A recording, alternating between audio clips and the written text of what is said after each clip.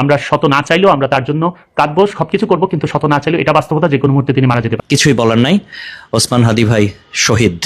হাদির মৃত্যু কিন্তু বাংলাদেশে হয়েছে। হাদির যে অঙ্গ প্রত্যঙ্গগুলি জীবিত ছিল সেগুলিকে কৃত্রিম উপায়ে জীবিত রাখা হয়েছিল। পুরো এখানে ভারতীয় আধিপত্যবাদ এখানে সব থেকে বেশি অ্যাক্টিভ আছে। এখানে আওয়ামী লীগের হাজার হাজার কোটি টাকা, তার সচিবরা, তার পুলিশরা, তার পান্ডারা সব রয়ে গেছে। দেশের মায়া ত্যাগ করে পরপারে পাড়িয়ে জমিয়েছেন ওসমান হাদি। এই মুহূর্তে খবর এলো তিনি শহীদ হয়ে গিয়েছেন। তার মৃত্যুতে শোকাহত দেশের জনগণ, সারা দেশেই এই শোকের মাতল চলছে। শাহবাগ চত্বরে চলছে শরীফ ওসমান হাদির নামে স্লোগান এবং তার লাশ কখন দেশে ফিরবে সেটি নিয়ে অল্প কিছু সময়ের মধ্যেই একটি বিবৃতি চলে আসবে। ধৈর্য সহকারে সকলেই দেখতে থাকুন আজকের এই ভিডিওটি। আসসালামু আলাইকুম। শেষ, সব শেষ। যারা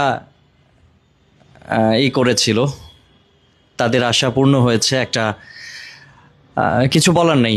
যাই হোক, মনটাকে শক্ত করা, আমরা আগে থেকে আসলে প্রস্তুতি নিয়েছিলাম। দেশবাসী আসলে প্রস্তুত ছিল যে ওসমান হাদি ভাই যে কোনো সময় শহীদ হতে পারেন। আমরা দোয়া করি মহান আল্লাহ তাআলা তাকে শহীদ হিসেবে যেন কবুল করেন।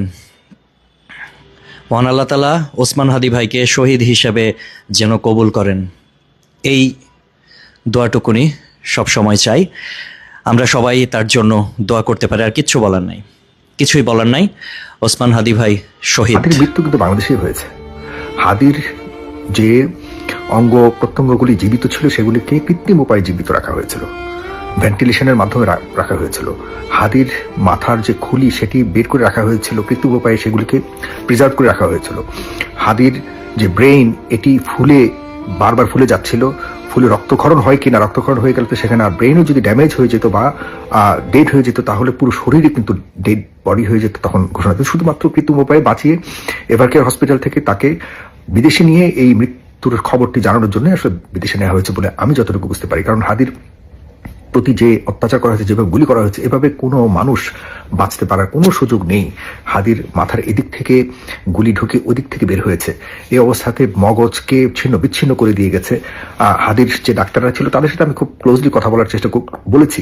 ইতিমধ্যে একটা ইন্টারভিউ নিয়েছি, আপনারা জানেন, এবং সেখানে বলেছে যে হাদির স্বাস্থ্যের অবস্থা, মেডিকেলের ভাষায় তারা কোনো আস্থা রাখছেন না বা কোনো আশা দেখছেন না। শুধুমাত্র আল্লাহর উপর ভরসা করে যদি কোনো কারণে কোনো মিরাকল কিছু ঘটে সে ফিরে আসে সেটার উপর নির্ভর করছিলেন। তাহলে এখন আমরা ধরে নিতে পারি আমাদের হাদি আমাদের কাছে আর ফিরে আসবে না হয়তো। এরপর আল্লাহ তো সবকিছু মালিক, সেই সুযোগ আর আছে কিনা জানি না, তবে হাদি মনে হয় না আর ফিরে আসবে। এবং ইতিমধ্যে হয়তো ডিক্লারেশন দিয়ে দেওয়ার কথা। কারণ অন্তত সিঙ্গাপুরে তো আর এই ধরনের ফাজলামি করবে না যে একজন মৃত মানুষকে নিয়ে সেখানে তারা লুকিয়ে রাখবে বা ঘোষণা না দিয়ে এভাবে রেখে দিবে। এটা করবে না অন্তত পক্ষে। তো মেনে নিতে হবে আমাদেরকে। এরপর করণীয় কি? এরপর করণীয় হলো ভারতের এই যে হস্তক্ষেপের কথা আমরা শুনতে পাচ্ছি, সামনে ইলেকশন ঘিরেও তাদের হস্তক্ষেপের কথা যে সম্ভাবনা শুনতে পাচ্ছি, সেটি ঘিরে আমাদেরকে আবারও ঐক্যবদ্ধ 24-এর জায়গাতে সবাইকে, আওয়ামী লীগ, বিএনপি, জামাত ইসলাম, সবাইকে, যারা বাংলাদেশের পন্থী, যারা বাংলাদেশের পক্ষের মানুষ, তাদেরকে একসাথে হতে হবে। প্রিয় ভাইয়েরা, বন্ধুরা যারা দেখছেন, আমাদের অনেক বেলা হয়ে গেছে। এই দেশটাকে নিয়ে গভীর ষড়যন্ত্র চলছে এবং এখন তো আওয়ামী লীগ নাই, তবুও আজকে দেখুন পররাষ্ট্র উপদেষ্টা বলেছে যে আমাদেরকে ভারত নসিহত দিচ্ছে, আমরা সেটি এটাকে গ্রহণযোগ্য হিসেবে আমরা দেখব না। তার মানে ভারত এখনো পর্যন্ত চেষ্টা করে যাচ্ছে। সামান্য ভুটান, সামান্য নেপাল থেকে মুষ্টা খেয়ে বের হয়েছে।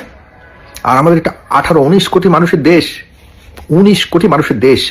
ঢাকা শহরে যেখানে পা একবার যাওয়া পায় না, জায়গা পাওয়া যায় না, সেখানে দিন দুপুরে একটা মানুষকে এভাবে হত্যা করে চলে যেতে পেরেছে। এবং সেই চলে যাওয়াটা কত সুন্দরভাবে বর্ডার পার হয়েছে। যেখানে আমরা ভিসা নিয়ে ঘন্টার পর ঘন্টা দাঁড়িয়ে থাকতে হয় দিনের বেলায়, সেখানে রাতের আধারে কারা পার করে দিয়েছে বাংলাদেশ থেকে। কারা পার করেছে সেই 24-এর হত্যাকারীদের, কারা পার করেছে সেই লুকিয়ে থাকা সেনা কুঞ্জে লুকিয়ে থাকা 650 অপরাধীদেরকে কারা পার করেছে?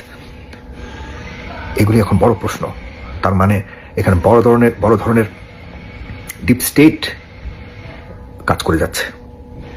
সরকার বড় ধরনের একটা অংশ অপরপক্ষের সাথে হাত মিলিয়ে কাজ করছে। অপরপক্ষ বলতে আমি পার্শ্ববর্তী দেশকে বোঝাচ্ছি।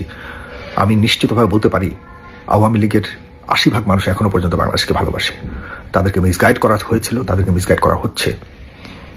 আমরা দেশকে বাঁচাই।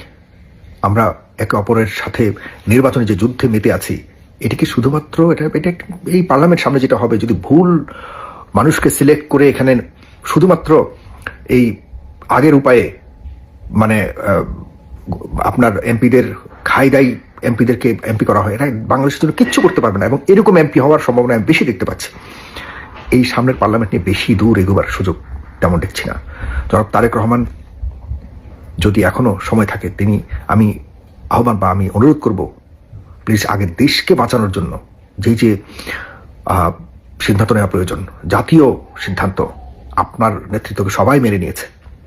আপনি এখন এই দেশের একজন ভবিষ্যতের উজ্জ্বল নেতৃত্ব, আপনার বাবার পর আপনি সেই নেতৃত্ব উজ্জ্বলতাকে আপনি আরও ছড়িয়ে দিবেন। আপনার বিষয়ে মানুষ নতুন করে আশা বাড়ছে, বিভিন্ন দলও আপনার উপরে ভরসা রাখছে।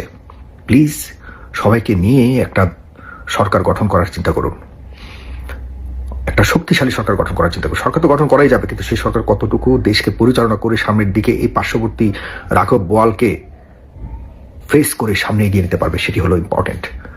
আমি অনুরোধ করবো আপনার কাছে, আপনি এই বিষয়টিকে আবারও ভাবুন।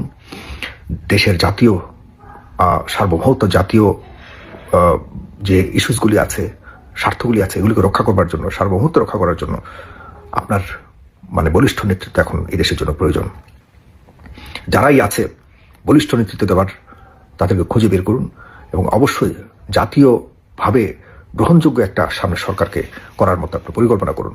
আপনি দেশে আসছেন, এখন আমি মনে করি যে সামনে আর কোনো হাদির আপনার প্রতি যে একটা আপনার কথাবার্তা শুনে দেশে আসা না আসা নিয়ে সেখানেও একটা সংখ্যা দেখা যাচ্ছে। এইসব সংকটকে জাতীয়ভাবে ঐক্যবদ্ধ জায়গা থেকে যদি মোকাবেলা না করা যায়, কখনো এইসব সংখ্যা থেকে মুক্ত হবে না বাংলাদেশ। আই টেল ইউ, আপনি এই জায়গাটাতে বেশি নজর দিন। জাতীয় একটি ঐক্যবদ্ধ শক্তিশালী সরকার হোক আর যাই হোক, বাংলাদেশের পক্ষের শক্তি নিয়ে আপনাকে কাজ করতে হবে। আজকে কথাটি মনে রাখুন দয়া করে জনাব তারেক রহমান, এবং আমার দেশের মানুষ যারা আমার দেখছেন এই মুহূর্তে, হাদি আর ফিরে আসবে না।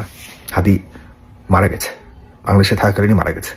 এখন এবার কেয়ার হসপিটালে যদি এই ধরনের ঘটনার বা এই ধরনের ডিক্লারেশন দেয়, হসপিটালের নিরাপত্তার একটি বিষয়। আজকাল হাদিকে কোটি কোটি মানুষ ভালোবাসে, ইতিমধ্যে সে আমাদের জাতীয় বীরে পরিণত হয়েছে। সুতরাং সেখানে হয়তো এই লোক সামলাতে পারবে না বলেই সরকার সহকারে পরিকল্পনা করে তাকে এখান থেকে সরিয়ে নেওয়া হয়েছে সিঙ্গাপুরে।